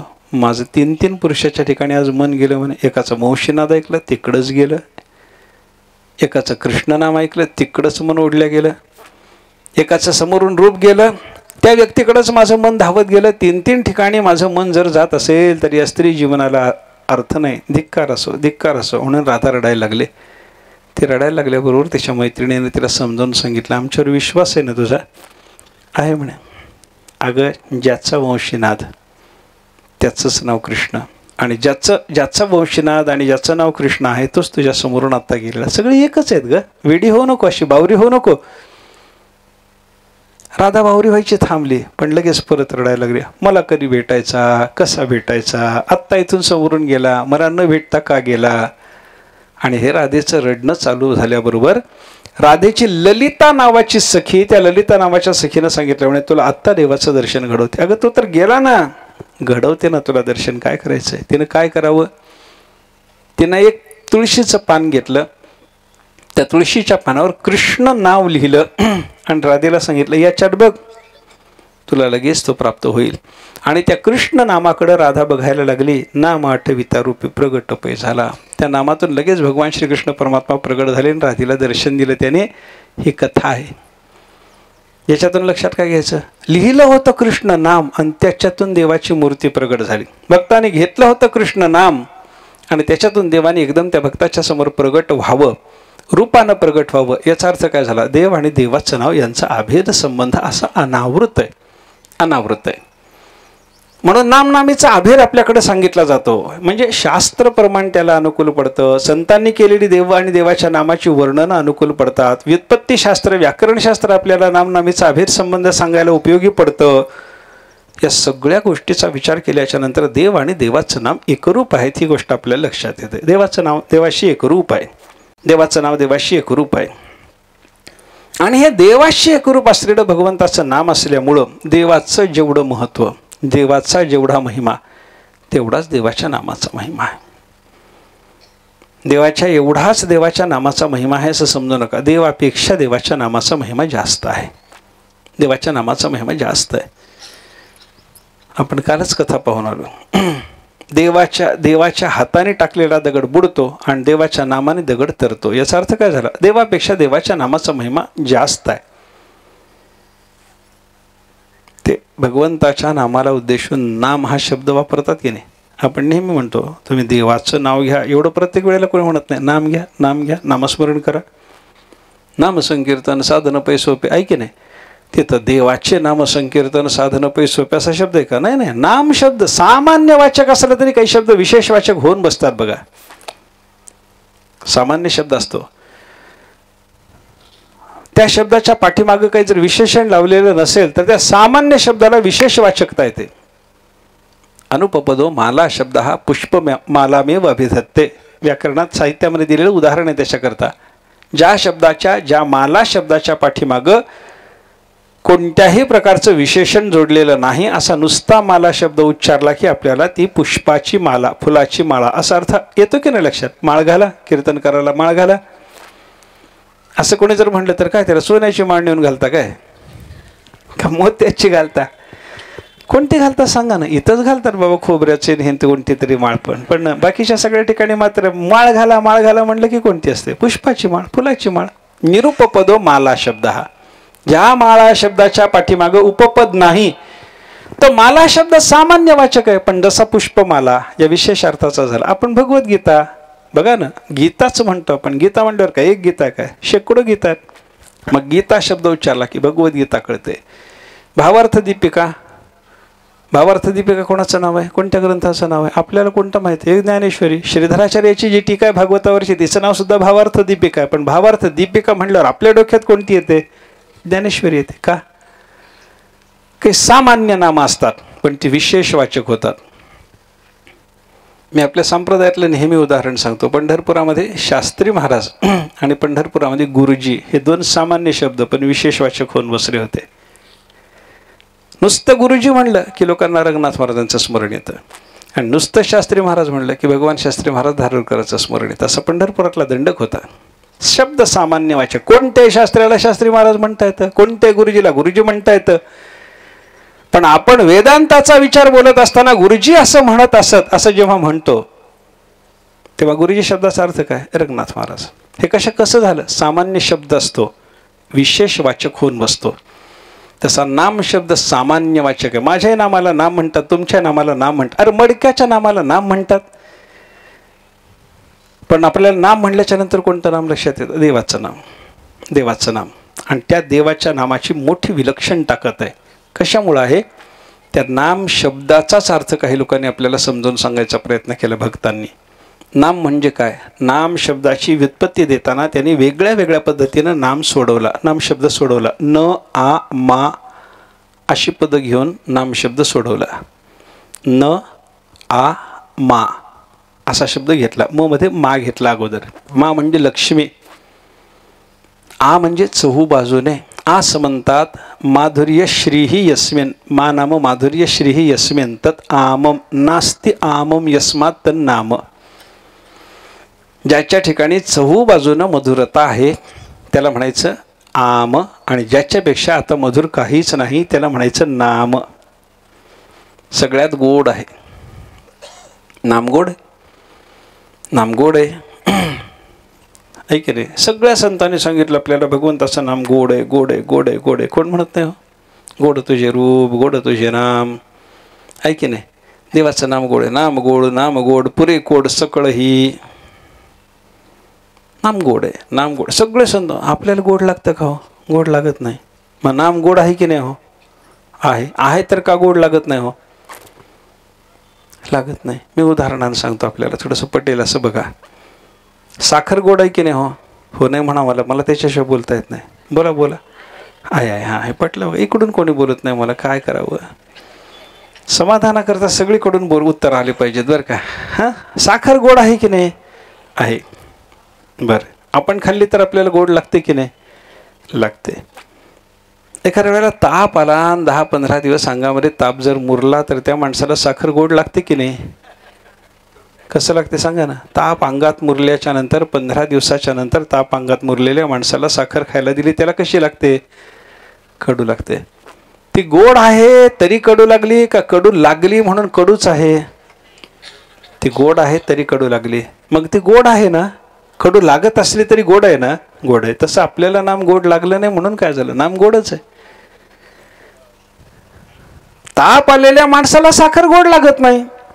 आपल्या अंगात असा संसाराचा रोग किती जन्माचा भरलाय कोणाला माहिती? काम, क्रोध, लोभ, विकार भरलेत सगळे अंतःकरणामध्ये. भवरोग भरलाय.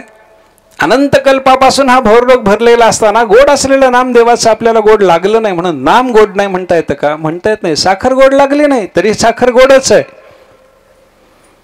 मग ज्याला ताप आला, 15 दिवस मुरला, त्याला साखर गोड लागली नाही. कारण पित्त, वैद्याकडे गेल्यानंतर वैद्य नाडी बघतो, खूप पित्त वाढलंय, त्याच्यानं तोंड कडू पडलंय. तोंड कडू पडलंय म्हणून साखर गोड लागली नाही. मग काय करा? पित्त घालवा. पित्त घालवाय करता काय करा? गोडच खा. मग गोड खाण्यानं काय होतं? हळूहळू पित्त कमी होतं.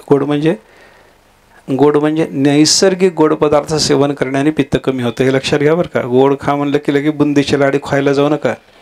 पित्त झालेल्या माणसाने असे तळलेले वळलेले गोड पदार्थ खाल्ले तर पित्त वाढून बसतं पुन्हा. नाहीतर म्हणताल प्रवचनात बसला होता, ज्ञानेश्वरी समोर घेऊन बसला होता, एवढं खोटं बोलावं काय? पुन्हा कोण सहन करा ते? आधीच सांगितलेलं बरं. नैसर्गिक गोड असलेले पदार्थ, ऊसाचा रस चाखून बघा, पित्त कमी होतं. फळातली साखर चालते. ते ग्लुकोज आणि फ्रुक्टोज, ते डॉक्टर आता सध्या सांगतात तुम्हाला फळातली साखर चालते म्हणतात थोड्या प्रमाणामध्ये. ते फ्रुक्टोज घ्या, पित्त कमी होतं. मग ते गोड खाल्लं की पित्त कमी झालं. मग पित्त कमी झाल्यावर काय होतं? आता साखर द्या, गोड लागते. म्हणजे काय झालं? पित्तानं तोंड कडू पडलं, गोड असलेली साखर कडू लागली, म्हणून पित्त घालवाय करता वैद्याने गोडच खायला दिलं. आता मग साखर गोड लागायला लागली. तसं नाम गोडच आहे, पण संसार रोग अंगामध्ये मुरलेला असल्यामुळे आपल्याला कडू लागलं. मग तोंड कडू पडलंय म्हणून आपल्याला संत महात्मे काय म्हणतात? नामच घ्या म्हणतात, गोडच खा म्हणतात. हे नाम घेऊन घेऊन जेव्हा भवरोग कमी होतो, विकार कमी होतात, आता मग नाम गोड लागायला लागतं. किती गोड आहे नाव! भगवंताच्या नामाच्या गोडीचा विचार सांगत असताना अनेक वचन आहेत पहा. मृद्विका रसिता सीता समशिता स्फीतंच पीतं पयः स्वर्या तेन सुधाप्यधायि कतिधा रंभाधर खंडितः सत्यं ब्रूहि मदीय जीव भवता भूयो भवे भ्राम्यता कृष्णेत्यक्षरयोरयं मधुरिमोद्गारः क्वचिल्लक्षितः. जगन्नाथ पंडित म्हणतात, भामिनी विलास नावाचा त्यांचा ग्रंथ आहे, त्याच्यात त्याने देवाच्या नामाची गोडी वर्णन केले. ते आपल्या जीवाला बोलायला लागले, हे जीव मदीय जीव सत्यं ब्रूहि, हे माझ्या जीवा खरं बोल. काय? लोकांतरात फिरून आलास, मृत्यू लोकातही होतास, पुण्यप्रभावानं कधी स्वर्गातही गेलास, इथं असताना आणि स्वर्गात गेल्याच्या नंतर तुला इथं आणि स्वर्गामध्ये अनेक गोड पदार्थ चाखायला मिळालेले आहेत. मिळाले की नाही गोड पदार्थ? तू चाखले की नाही जीवा? जीव म्हणतो हो. काय काय चाखलं सांगू तुला? विचारू? विचार. मृद्विका रसिता. मृद्विका म्हणजे द्राक्ष. द्राक्ष खाल्ली जीवा? हो खाल्ली. गोड असतात ना? हे गोड असतात. सीता समशिता. सीता म्हणजे साखर. साखर खाल्ली ना? खाल्ली. कशी असते? गोड. स्फीतंच पीतं पयः. तुला निरस दूध प्यायला मिळालं जीवा? निरस दूध बरं का, मी नीरस दूध म्हणत नाही. आपण पाकिटचं आणतो ते नीरस असतं. गवळ्याचं आणलं की तो तर पाणी घालून नीरस करून देतोच देतो, ते नाही, निरस पाहिजे बरं का. निरस दूध ते पिलं ना जीवा तू? प्यालो म्हणे. गोड असतं ना? वा वा गोड आहे. स्वर्गात गेला होता जीवा? होय. अमृत प्यायला मिळालं. रंभेचा आधार अमृत मिळालं. ठीक. एवढे गोड पदार्थ तुला माहिती आहेत जीवा? हो. एवढे गोड पदार्थ चाखून आलेले माझ्या जीवा, मी आता तुला विचारतो, कृष्ण नामाचा उच्चार झाल्यावर आता तुझी भक्त स्थिती आहे. हे सगळे लोकांतरातले पदार्थ भोगून येईपर्यंत तू सामान्य जीव होतास जीवा. आता बघ, तू भक्तपदवीला प्राप्त झालास, अखंड नामस्मरण करतोस. मी तुला विचारतो, हे सगळे गोड पदार्थ चाखले आणि आता नाम चाखायला लागलास, या कृष्ण नामात असलेलं माधुर्य तुला कुठं चाखायला मिळालं का रे? त्यांचा जीव त्यांना नाही म्हणून उत्तर देतो. याचा अर्थ काय? या सगळ्या पदार्थापेक्षा देवाचं नाव गोड आहे. गोड आहे. चैतन्य महाप्रभूच्या परंपरेतलं एक चिंतन आहे. त्याने देवाच्या नामाचं माधुर्य सांगताना सांगितले, तुंडे तांडविनी रतिम वितनुते तुंडावली लब्धये कर्णाक्रोड कदंबिनी घटयते कर्णार्बुदेभ्य स्पृहां चेतः प्रांगण संगिनी विजनते सर्वेंद्रियाणां कृतिम नो जाने जनिता कियद्भिरमृतैः कृष्णेति वर्णद्वयी. ते म्हणायला लागले, हे श्रीकृष्ण, कृष्ण हे जे कृष्णाच्या नामामध्ये असलेले दोन अक्षर आहेत, कृष्ण इति वर्णद्वयी, हे दोन वर्ण किती अमृत एका ठिकाणी करून घोटून हे नाम तयार झाले माहिती नाही म्हणे का?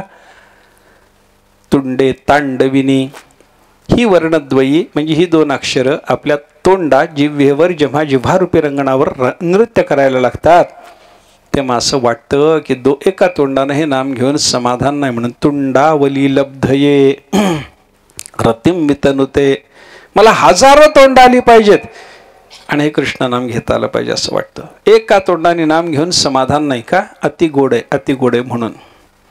कर्णा क्रोड कदंबिनी, आपल्या कानरूपी अंगणामध्ये हे देवाचं नाव येऊन जर नाचायला लागलं, घटयते कर्णार्बुदेभ्य स्पृहां, अर्बुद संख्येनं मला कान प्राप्त झाले पाहिजे, तर हे देवाचं नाव ऐकता आलं पाहिजे असं वाटतं म्हणे.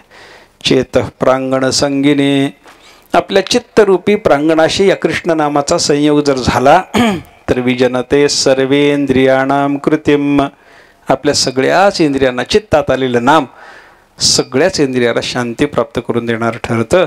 म्हणून ते रघुनाथ पंडित म्हणायला लागले, त्यांचे चैतन्य महाप्रभूचे शिष्य, की बाबा नो जाने जनिता की यद्भिरमृतैः कृष्णेति वर्णद्वयी. भगवान श्रीकृष्ण परमात्म्याचे कृष्ण नाव किती अमृत एका ठिकाणी करून घोटून तयार केलेलं आहे, कळत नाही म्हणे, कळत नाही. असं नाम मधुर आहे. नाम शब्दातून असे कळतं. न आ मा असे पद घेऊन, मा म्हणजे लक्ष्मी, नुसती लक्ष्मी नाही, माधुर्य लक्ष्मी. ही माधुर्य लक्ष्मी त्याच्यात आ म्हणजे संपूर्ण बाजूनं भरलेली आहे आणि त्याच्यापेक्षा आम नाही, म्हणून त्याला नाम म्हणायचं. हा नाम शब्दाचा अर्थ काय सांगतो? भगवंताचं नाम अतिशय गोड आहे हे कळतं त्याच्यातून. दुसरं, न आमहा येन, तर नाम. आम शब्दाचा अर्थ कच्चा, आणि ज्याच्यानं कच्चेपणा राहत नाही त्याला म्हणायचं नाम. झालं की आत्ताच नाम देण्याचं उदाहरण पाहिलं की आपण. ज्याच्यानं कच्चेपणा राहत नाही, पक्केपणा येतो. पक्केपणा आल्याशिवाय जीवनाला अर्थ नाही, समाधान नाही. बघा, जोपर्यंत कच्चेपणा आहे तोपर्यंत जीव अस्थिर आहे. या जन्मातून त्या जन्मात फिरत राहतो आणि पक्का झाला की शांत होतो, स्थिर होतो, देवाला आवडतो. मी उदाहरण देतो त्याच्याकरता नेहमी असं. आपण तांदूळ आणतो, तांदूळ, हे तांदूळ जोपर्यंत कच्चे आहेत तोपर्यंत शांत बसतात का?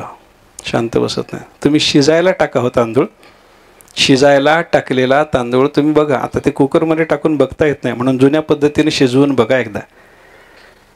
काहीतरी एक पातेलं घ्या, त्या पातेल्यात पाणी टाका, ते उकळायला लागलं की त्याच्यात तांदूळ टाका आणि ते तांदूळ टाकल्याच्या नंतर ते तांदूळ कच्चे असेपर्यंत स्थिर असतात की नाचत राहतात? नाचत राहतात. आपले नाचणंच चालू असतं. जोपर्यंत आपल्याला भगवत कृपा प्राप्त नाही, गुरुकृपा प्राप्त नाही, तोपर्यंत सत्व रज तम हे 3 गुण आपल्याला नाचवीत राहतात, नाचवीत राहतात. तांदूळ नाचत राहतात, कच्चे असेपर्यंत नाचत राहतात. पण ते कच्चे पण त्यांचं हळूहळू हळूहळू हळूहळू ते उकळलेल्या पाण्याचा संयोग त्याच्याशी व्हायला लागला, चटके बसायला लागले की त्याच्या योगानं काय होतं, हळूहळू हळूहळू ते तांदूळ शिजतात. शिजून काय होतात, पक्के होतात. आणि पक्के झाले की स्थिर होतात, शांत होतात, नाचणं बंद पडतं. पक्के झाल्याशिवाय नाचणं बंद पडत नाही. सत्व रज तमाने आपल्याला जे नाचवणं चालू केलेलं आहे की नाही, हे नाचवणं कुठपर्यंत आहे? पक्केपणा येईपर्यंत. पक्के झालेले तांदूळ शांत झाले ना, तसं सत्वरजतमाची बाधा नामानं निवृत्त झाली. सत्वरजतम आपण नासती करिता या भक्ती विठोबाची.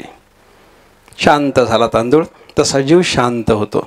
आणि शांत झालेला तो शिजून पक्का झालेला तांदूळ देवाला खायला जसा आवडतो, माणसाला जसा खायला आवडतो, तसा त्रिगुणाची बाधा शांत होऊन शांत झालेला स्थिर झालेला जीव भगवंताला आवडतो. हे चिंतन लक्षात घ्या. आणि अशा पद्धतीनं जर विचार केला तर न आमहा येन, ज्याच्यानं कच्चेपणा राहत नाही त्याला म्हणायचे नाम. असा नाम शब्दाचा एक अर्थ आपल्याला करता येतो. किंवा अमा न अमा येन असं करत असताना मा म्हणजे लक्ष्मी, अमा म्हणजे दारिद्र्य, मा म्हणजे लक्ष्मी आणि माचा अभाव म्हणजे अमा म्हणजे दारिद्र्य. ज्याच्यानं दारिद्र्यच राहत नाही त्याला म्हणायचं नाम. न अमा येन तर नाम, ज्याच्यानं दारिद्र्यच राहत नाही. भगवंत असं नाम घेणाऱ्या माणसाला दारिद्र्य, अरे सुदाम्याचं राहिलं नाही, आपलं कसं राहिलं? सुदाम्याचं दारिद्र्य गेलं की नाही? गेलं. काय दिलं होतं सुदाम्यानं? मुठभर पोहे. अरे मुठभर पोहे नुसते देऊन काय दारिद्र्य जातं? ते मुठभर पोहे देताना कोटी कोटी नामस्मरण करावं लागतं. सुदामा ब्राह्मण भगवंताच्या दर्शनाला गेला, तो कसा गेला याची वर्णन करत असताना त्याच्याजवळ एक संध्या करायकरता झारी, एक पाणी प्यायकरता लोटा, पण हे ठेवायकरता पिशवी नाही. ते हातात घेऊन जावं तर टाळी वाजून भजन करता येत नाही. म्हणून सुदाम्याने काय केलं, दोऱ्याला एका बाजूनं झारी आणि एका बाजूनं लोटा बांधला आणि ते दोरा गळ्यात अडकवला. हातानं टाळी वाजवत भगवंताचं नामस्मरण करीत सुदामा भगवंताच्या दर्शनाला गेले. म्हणजे पोह्यानी, मुठभर पोह्यानी सोन्याची नगरी मिळत नाही, तर नामस्मरण करत जाऊन दिलेल्या मुठभर पोह्याने सोन्याची नगरी मिळते. पत्र पुष्प फळ भजावया मिस केवळ, वाचून आमचा लाग निष्कळ भक्ती तत्व. देव बोललेत की नाही ज्ञानेश्वरीमध्ये, पत्र पुष्प फळ हे लागतं नाही, हे भक्ती समर्पण करण्याचं मिस आहे. या माध्यमातून अंतःकरणातली भक्ती देवापर्यंत पोहोचवायची आहे. तसं पोहे सुद्धा अंतःकरणातली भक्ती देवापर्यंत पोहोचवायकरता असलेलं निमित्त आहे. आणि ती भक्ती म्हणजे देवाचं नामस्मरण आहे. त्या नामस्मरणानं काय होतं, दारिद्र्य जातं. न अमा, ते तुलसीदास महाराजांनी एका दोह्यामध्ये सांगितले, पहा आमची पहिली अवस्था कशी होती ना आताची अवस्था कशी आहे त्याच्याबद्दल ते म्हणा. घर घर मांगत टूक पुनी भूपती पूजत पाय, ते तब तुलसी राम बिनो ते अब राम सहाय. कबीर महाराजांनी, ते तुलसीदास महाराजांचं दोहा आहे. तुलसीदास महाराज काय म्हणतात, ते तब राम सहाय बिनो, आम्हाला त्यावेळेला रामाचं सहाय्य नव्हतं, त्यावेळेसची अवस्था एक वेगळी आहे. आता राम सहाय, रामाचं नामस्मरण करून रामचंद्र प्रभू आम्हाला सहाय्य करायला लागले. आताची अवस्था आमची वेगळी आहे म्हणे. कशी अवस्था होती? मागची कशी होते? रामाचे सहाय्य नसताना कशी अवस्था होते? घर घर मागत टूक, घराघराच्या समोर जाऊन आम्हाला पोट भराय करता म्हणून तुकडा मागावा लागत होता. ही त्यावेळेसची अवस्था. आता कसं झालं, रामाची सहायता प्राप्त झाल्यावर भूपती पूजत पाय, राजे आमच्या पायाची सेवा करायला येतात, पूजा करायला येतात म्हणे. राजे आमच्या पायाची सेवा करायला येतात. कोण म्हणू? श्रीमंत कोण आहे सांगा ना मला. आमचे पणजोबा होते महिपती महाराज. महिपती महाराजांच्या बाबतीत घडलेली एक घटना आहे. एकदम मुंबईला गेले का मोठ्या श्रीमंतांनी त्यांना बोलावलं होतं. त्यांच्या घरी गेले जेवण वगैरे झालं. त्याने महाराजाच्या पंक्ती करता म्हणून पंचपक्वान्न वगैरे चांगला बेत केला. सगळं जेवण खाण झालं. महाराज संध्याकाळच्या वेळेला भजन कीर्तन झालं. महाराज पडले अंथरुणावर पडल्यावर ते श्रीमान शेठजी पाय दाबायला आले. पाय दाबत बसले त्यांनी विचारलं ना, महाराज एक बोलू का म्हणले तुम्हाला. काय. आलो होतं म्हणले तुमच्याकडं, दरवर्षी वारीला येतो म्हणले तुमच्या घरी, तुम्ही जेवायला मला बोलवता. काय असतं हो तुमच्या घरी. काय असतं. थट्टेनं बोलला तो बिचारा. तुमच्या घरी काय असतं सांगा ना. महाराज म्हणले काय असायचं म्हणले, वरण भात भाजी पोळी द्वादशीच्या दिवशी पंगत असते तुला खायला, एवढंच. त्या सगळ्या लोकांबरोबर आमच्याबरोबर तुलाही दिलं म्हणले. काय त्याच्यात. तो म्हणला आजचा बेत कसा होता. पंचपक्वान्न होते म्हणे. मग महाराज तुमचं भजन पूजन बरं आहे का आमचा व्यापार धंदा बरा आहे. चेष्टा होती त्याची. त्याला सगळं कळत होतं. तो पायच दाबत बसला होता. पण बोलता बोलता महाराजाला म्हणला, महाराज तुमच्या घरी भाजी भाकरी, माझ्या घरी पंचपक्वान्न, तुमचं भजन पूजन बरं का माझा व्यापार धंदा बरा. महाराज म्हणले माझं भजनच बरं. अहो काय हे उदाहरण बघा की म्हणे, तुमच्या घरी खायला काय आणि माझ्या घरी खायला काय, याच्यातून फरक दाखवता की नाही. महाराजांनी सांगितलं तुकडा जरी खात असलो तरी तूच माझ्या पायाला माझे पाय दाबायला येतोस म्हणले. मी तुझे पाय दाबायला येत नाही. मोठं कोण आहे सांग. माझ्या घरी खायला तुकडा असेल पण पाय कोण कोणाचे दाबतो एवढं मला सांग. तू नवकोट नारायण असशील रे पण पाय माझेच दाबतोस ना. मी काय तुझे पाय दाबायला येत नाही. कोण मोठं सांग ना.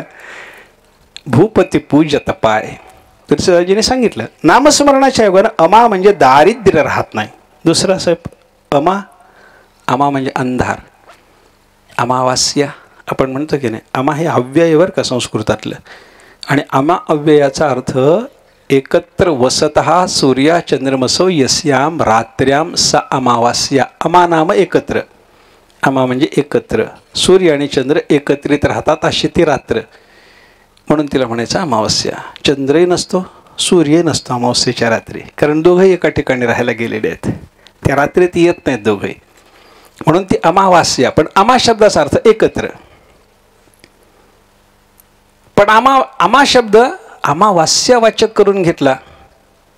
अमायाम वगैरे येतं शब्दप्रयोग संस्कृतामध्ये. अमा म्हणजे अमावास्या. अमावास्या म्हणजे काय. अंधार. न अमायेनं आपल्या जीवनात अज्ञानाचा अंधार ज्याच्यानं राहत नाही त्याला म्हणायचं नाम. अशी एक नाम शब्दाची व्युत्पत्ती आपल्याला पाहता येते. किंवा आम शब्दाचा अर्थ रोग. आम म्हणजे रोग. न आमहायेनं ज्याच्यानं रोग शिल्लक. अरे भव रोगायसे जाय आणि काय एक शिल्लके. देवाचं नाम घ्या. अच्युतानंत गोविंद नामोच्चारण भेषयात नश्यन्ति सकला रोगाः सत्यम सत्यम वदाम्यहम. एक ते कल्याणच्या अंकामध्ये एक मागं कथा आली होती. एका माणसाला असाध्य रोग झाला. डॉक्टरने सांगितलं जगत नाही. मोठा माणूस, श्रीमान माणूस, पण भक्ती होती अंतःकरणात. श्रीमंत होता पण भक्तीही होती. त्या माणसाने स्वामी करपात्रीजीला जाऊन विचारलं म्हणे, महाराज मला असं असं झालं आहे आणि अजून काही दिवस जगायची इच्छा आहे. स्वामीजींनी सांगितलं जगायची इच्छा तर सगळ्यालाच असते म्हणले. तुलाच आहे याच्यात काही नवल वाटायचं कारण नाही. सगळ्यालाच असते. जिजीविषा कोणाला नाही, सगळ्यालाच आहे. नाही म्हणला मी काही काम करू शकतो. स्वामीजीने विचारलं काय काम. धर्माचं काही काम करेन म्हणे. मग धर्माचं काम म्हणल्यावर स्वामीजी म्हणले तुला जगवलं पाहिजे. मग तुला मग जगवायचं तर काय. त्याने सांगितलं एक काम कर. काय. शुद्ध गाईचं तूप घ्यायचं. उपाय करून बघायसारखा आहे बरं का. साधा उपाय आहे. शुद्ध गाईचं तूप घ्यायचं. देशी कापसाची वात करायची. दिवा लावायचा. सूर्योदयापासून दुसऱ्या सूर्योदयापर्यंत तो दिवा चालू ठेवायचा आणि त्या दिव्याची काजळी धरायची. आणि ती काजळी धरत असताना तो दिवा जळत असताना एका सूर्योदयापासून दुसऱ्या सूर्योदयापर्यंत सतत हरिराम हरिराम राम राम हरे हरे हरे कृष्ण कृष्ण कृष्ण हरे हरे या मंत्राचा जप करायचा. आणि ती जी काजळी मिळेल, एक दिवस अहोरात्र नामस्मरण केल्याच्या नंतर मिळालेली काजळी गाईच्या शेणाच्या भस्मामध्ये मिसळून त्या माणसाला लावायला द्यायची. रोग जातो म्हणले. असाध्य रोग जातो. अनेकांनी प्रयोग केले, लाभ झाला. ते काय आहे. रोग राहत नाही म्हणून त्याला म्हणायचे न अमा न आमहायेन तर नाम, किंवा अजून एक अर्थ करता येतो पहा. ते काय संस्कृतामध्ये काही नाम धातू असतात. नाम धातू म्हणजे नामापासून काही क्रियापदं करतात. रामायते, कृष्णायते म्हणतात बरं का. नामायते, रामायते. रामायते म्हणजे रामासारखा वागायला लागला, कृष्णासारखा वागायला लागला, असे काही नामधातू असतात. तसं नाम शब्दावरून नामधातू किंवा नमधातूचं प्रयोजक रूप जर केलं, नामयती तर नाम. नमधातू काय? नम्रता या अर्थाचा. आणि जे प्रयोजक रूप केलं म्हणजे नमवित, जे नम्र करतं त्याचं नाव नाम, जे नम्री करतं ते आपलं नाव, आणि जे नम्र करतं ते देवाचं नाव आहे. आपलं नाव नम्री करतं म्हणून ते माया कार्य म्हणा, आणि देवाचं नाव मात्र आपल्याला नम्र करणार आहे. त्याच्यामुळे ते भगवंताचं नाम मात्र परमात्म्याच्या स्वरूपाचं आहे. असं असल्यामुळे ते भगवंताचं नाम आपल्याला महत्त्वाचं आहे, अत्यंत महत्त्वाचं आहे. या नामाचं धारण करण्याच्या योगानं नामधारकत्वाचा ज्याला ठसा प्राप्त झाला त्याचं कल्याण होतं हे निश्चित आहे. कशाही पद्धतीनं घेतलेलं देवाचं नाम कल्याण करतं हेही खरं आहे, पण ते कशा पद्धतीनं घ्यावं याच्याबद्दलचा जो विचार आहे उद्याच्या चिंतनात पाहू. उद्याला वेळेचा बदल आहे ना, ते सांगा थोडंसं. उद्याच्या वेळेचा बदल सांगा, पुढच्या काही सूचना असतील तर सांगा. आज या ठिकाणी थांबतो. उद्याला आपण नाम कसं घ्यावं, कसंही घेतलं तरी चालतं, असं जरी असलं तरी कसं घ्यावं या संबंधानं विचार करायचा आहे. उद्याला पाहू. पुंडलिक वरदार विठ्ठल श्री ज्ञानदेव तुकाराम विठ्ठल विठ्ठल विठ्ठल विठ्ठल विठ्ठल विठ्ठल. पुंडलिक वरदा हरे विठ्ठल श्री ज्ञानदेव तुकाराम सद्गुरु महाराज की जय. सद्गुरु हरी महाराज की जय.